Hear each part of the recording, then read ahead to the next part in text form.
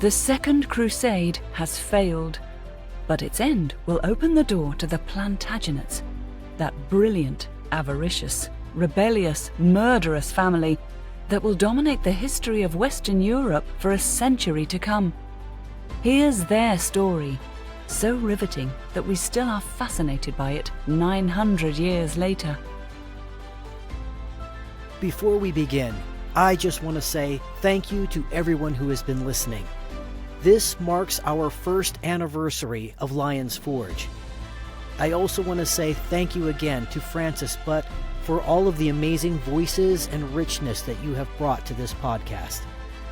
And a big thank you to Karen Markle-Nab for writing this incredible story and for allowing me the opportunity to tell it.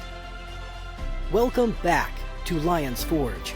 My name is Becket, and I want to tell you a story, an epic, true story of 5 kings and the Lion Queen.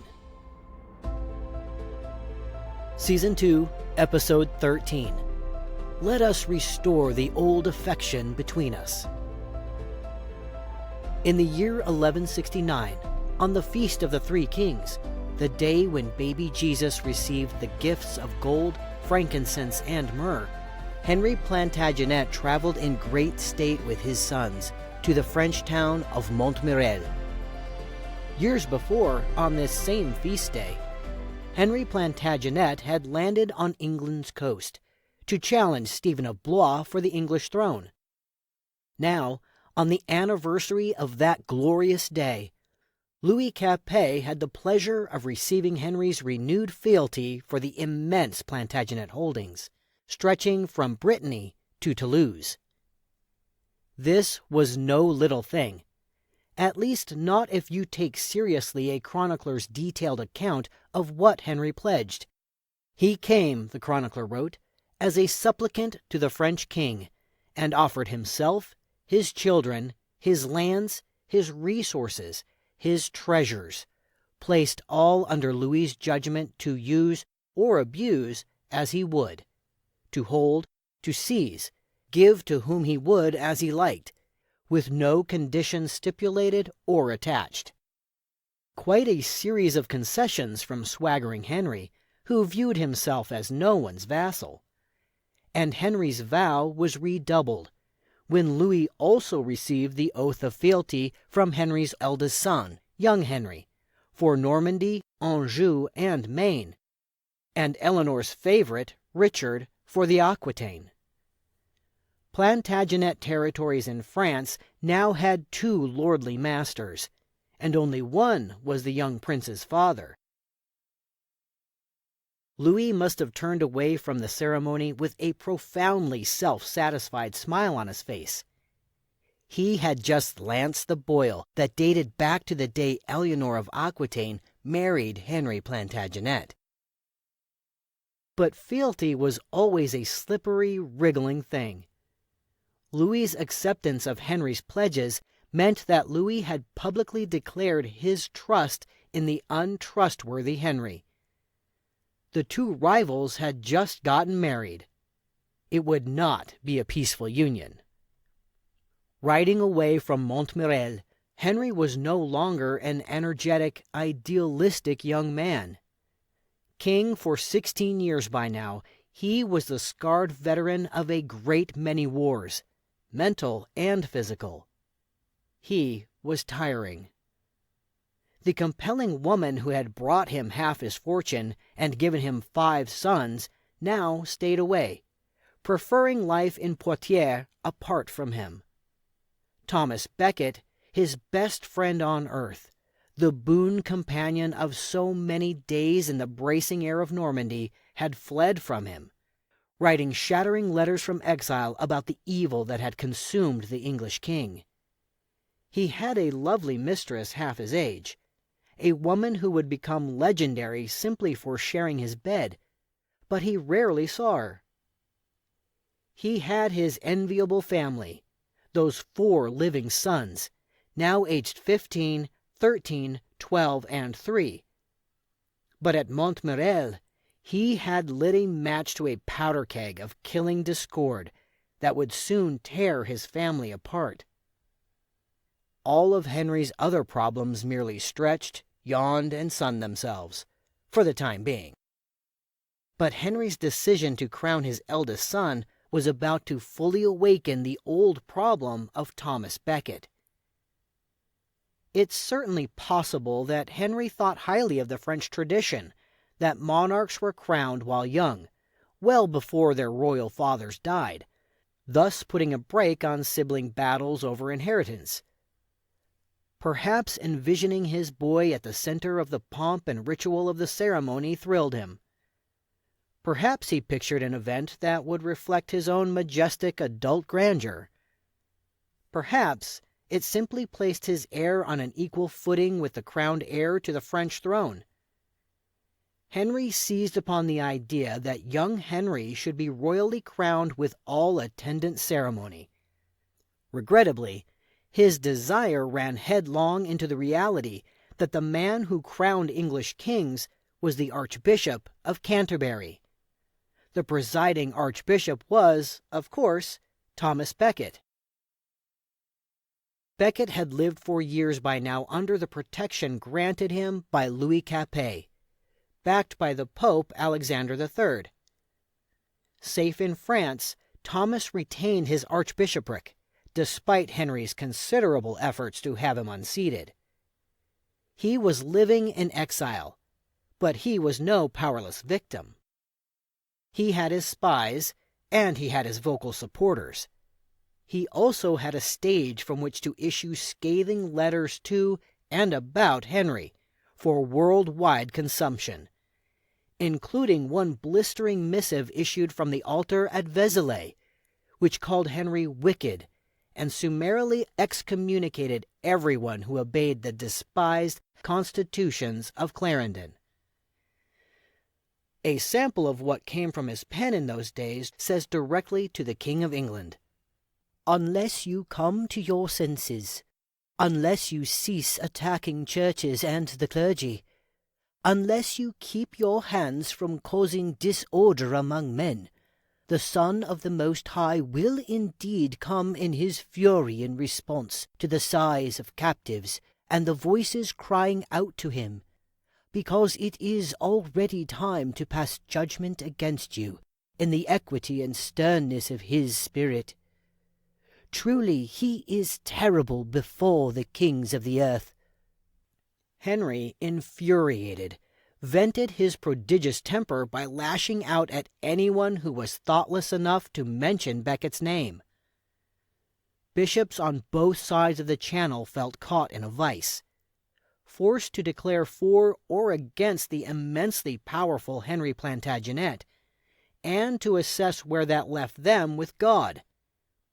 Fervent prayers must have been offered up every day that some kind of workable solution would be found. The Pope even felt moved to urge Matilda, the king's mother, to intervene. She complied. "For the remission of my sins," she said. But her efforts were directed at Thomas, not her son. She messengered a letter to him that chided, "Henry so loved and honoured you, and appointed you lord of his whole kingdom and of all his lands, and raised you to the highest honours in the land, believing he might trust you rather than any other.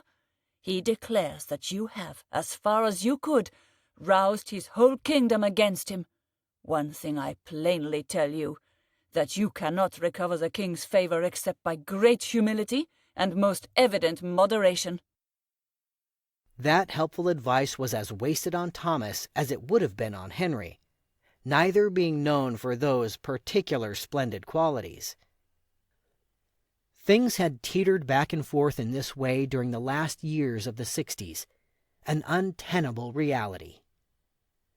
Not only was their bitter estrangement tearing the English church apart, but now Henry wanted his eldest son crowned, and the only man in the world with the acknowledged authority to do so was the one Henry hated the most.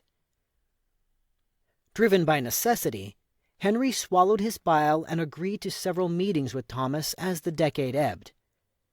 Various European notables, including Louis Capet, tried to play mediator. There were outward gestures of amiability. Thomas fell to his knees in front of his king. The king chivalrously raised him to his feet. Henry invited Thomas to list everything taken from his estates during his exile, so that restitution might be made. Thomas vowed his personal loyalty to Henry. It sounds so promising, but Becket's biographer, Anne Duggan, says there was what she described as, quote, a terrible hollowness at the heart of the reconciliation.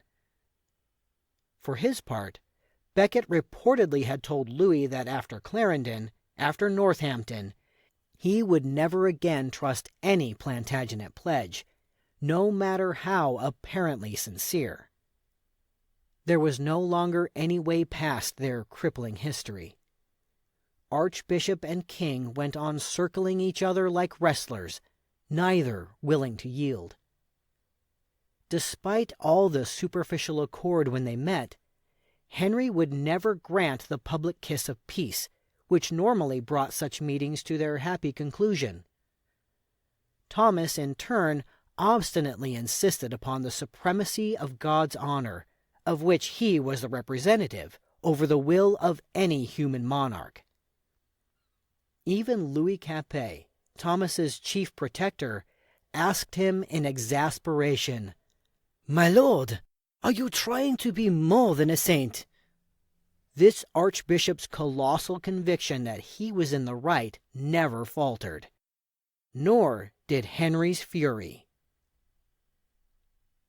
The stubborn king was not to be deprived of his dream, and in June 1170, young Henry, eldest living legitimate son to Henry Plantagenet, was crowned and anointed heir to the English throne at Westminster Abbey. It was a spectacular event, the first of its kind in England, modeled upon the French tradition. However, it would turn out that placing a royal crown on Prince Henry's adolescent head was a very poor idea, and one can say that ideal auspices did not attend the day. The Archbishop of Canterbury, by revered ancient custom, crowned the kings of England, but of course this one would not be attending. The honors were performed by his chief rival, the Archbishop of York, a workaround devised by Henry. Nor were the young king's mother or wife in the audience, instead staying together at Cannes, not far from the Norman coast. It's unknown why the ladies failed to attend, some historians blaming the weather, some arguing that Henry tried to shield his daughter-in-law, certainly not his estranged wife, from the gossip steaming up from the irregular ceremony. Others, less charitable, assessed it a ploy designed to pressure Louis to force Becket to give up. While Louis Capet took his daughter's absence as a provoking insult, it might have been just as well she didn't make the trip. The weather during one crossing was so terrible that part of the royal convoy sank, taking some 400 wedding officials and guests with it. For her part, Eleanor may have stayed behind to protect her son, working to keep the channel ports closed to fend off any mischance that Thomas might make a surprise appearance in London. Even the Pope was involved. Alexander bravely stood up to Henry, sending letters forbidding any clerical participation in the prince's coronation on pain of interdict, that truly frightening papal weapon which imposed excommunication, absolute isolation from the comforts of religion, on everyone living in Henry's territories in both England and France. Mysteriously, the Pope's letters to England didn't arrive in time, but they openly stated a threat which made even kings blanch. The pressures were becoming too much, even for a Plantagenet. In July, a month after his son was crowned, Henry permitted himself to tolerate being in Thomas's presence again. The two met at Fréteval, on the edge of a great forest 100 miles south of Paris. The day before, Henry had reconciled with the French king over Louis's years of aid to that outlawed churchman. One old history says that Henry jokingly told Louis, "That rascal of yours shall have his peace tomorrow, and a right good peace shall it be." Indeed, when king and archbishop were face to face, these best friends from another life and another world, there seemed to be none of the expected frost between them. Henry appeared willing to compromise on every point, even proposing an entirely new coronation ceremony, where Thomas would crown young Henry as well as Princess Marguerite. In Thomas's own words, contained in a letter to the Pope, "Henry spoke for a long time with such familiarity that it seemed there had never been any discord between us. As I was kneeling at his feet after dismounting from my horse, he took hold of my stirrup and compelled me to remount, and said, with tears in his eyes, 'My Lord Archbishop, let us restore the old affection between us, and let us forthwith forget the enmity that has gone before.'" According to chroniclers, Henry assured Thomas that their ancient love for one another would be revived, with no backward looks and no recriminations. However, no kiss of peace was given, and they carefully avoided every one of the throbbing problems that lay between them, ranging from the return of Becket's estates to the existence of the constitutions of Clarendon. King and Archbishop spent the rest of the year, 5 wearying months, volleying back and forth over Thomas's promised return to Canterbury. Each step seemingly taken forward was quickly countered by a step to the side or the back. Henry became very ill within a few weeks of the Fretteval meeting, so near death that he made out his will. Communications accordingly stalled. Then, too, Canterbury was a very wealthy holding, the equivalent of any noble's. Its riches flowed into many hands, including Henry's. Those who benefited from Becket's absence were in no hurry to have him return, while Thomas himself, characteristically stubborn, insisted that he would only return when restored to every single right due to him. He would accordingly petition the crown for something, such as rightful income from the Canterbury estates. Henry would agree, but only after making some arbitrary tweak that would require yet another round of tiresome negotiations. One serious sticking point was the treatment of Henry's loyalists inside the church. Henry, for example, absolutely rejected the idea that the Archbishop of York would be disciplined for participating in young Henry's coronation. Thomas sent suspension papers anyway, deliberately casting renewed uncertainty over the very ceremony so important to the king. Aristocratic English thugs like Randolph de Broc, a king's officer who enjoyed management of the royal court's whores, openly robbed Thomas's belongings. Royal lawmen didn't even glance his way. Important letters came too late. Advisors were in the wrong city. Rumors, frightening rumors, took to the air. Petty insults bristled. There's an old story that when Thomas and Henry happened to attend the same church on the same day, Henry demanded that the officiating priest say a requiem mass, so the king wouldn't be forced to give the kiss of peace during the normal service. Historians still argue, who was Thomas Becket? There's quite an assortment of choices. Arrogant, tactless, obstinate fool, lately come holy man intent on martyrdom, lonely hero battling tyranny regardless of the cost. If he longed for martyrdom, he was going after it in a promising way. A bishop dying in defense of Holy Mother Church at the hands of a secular prince was hardly news, since one historian says no less than a dozen of them were killed just in pious France in the prior century or two. Yet Becket made the decision to leave French protection. In October, 6 weeks before he came back to England, he wrote his last surviving letter to Henry. The ending is colored by either true melancholy or self-pitying melodrama, as he wrote, "I shall return, perhaps to die." It was said that he dreamed of his death, Christ appearing to him to murmur soothing promises of saintly glory. Supposedly, both Louis Capet and even the captain of the boat that carried Becket back to England begged him not to go. Thomas knew what he was doing.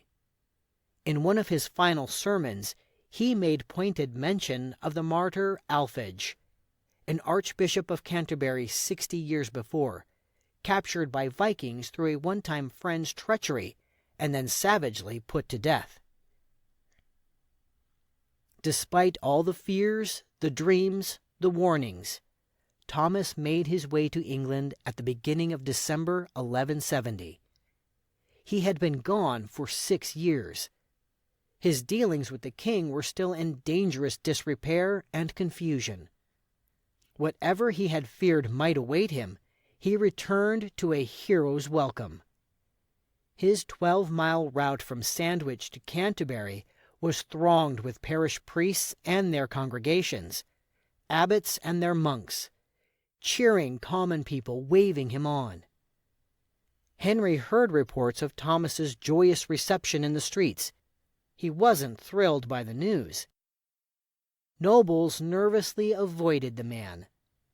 Young Henry, seething over the cloud Becket had cast over his coronation, refused to meet with him. But a full choir, accompanied by organs and trumpeters, sang out joy as he entered Canterbury Cathedral.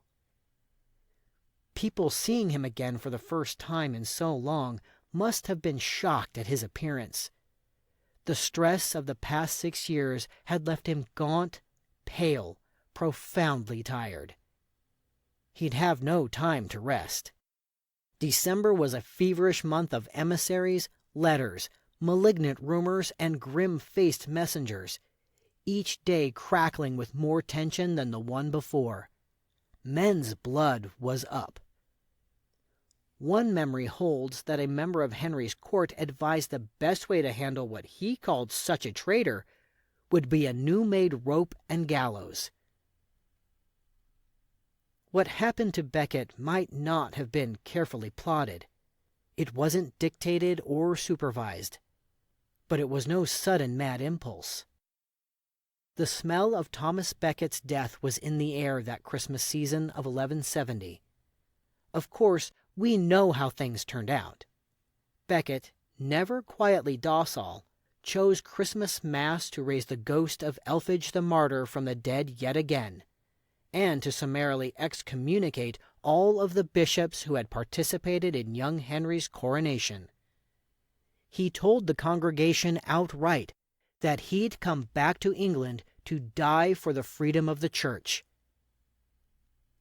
4 days later, December 29th, 1170, knights newly arrived from the royal Christmas court in Normandy bullied and harassed the unarmed but defiant Archbishop across the grounds of Canterbury Cathedral. They knew him well. 3 of the 4 had once sworn oaths of fealty to him. They probably guessed he wouldn't run or hide, that he'd be unafraid to the last moment of his life. They got to him in front of the altar, where they slashed his head to bits. One of their retainers even scraped Becket's brain from his skull onto the stone floor. Chronicler and Becket friend John of Salisbury was an eyewitness.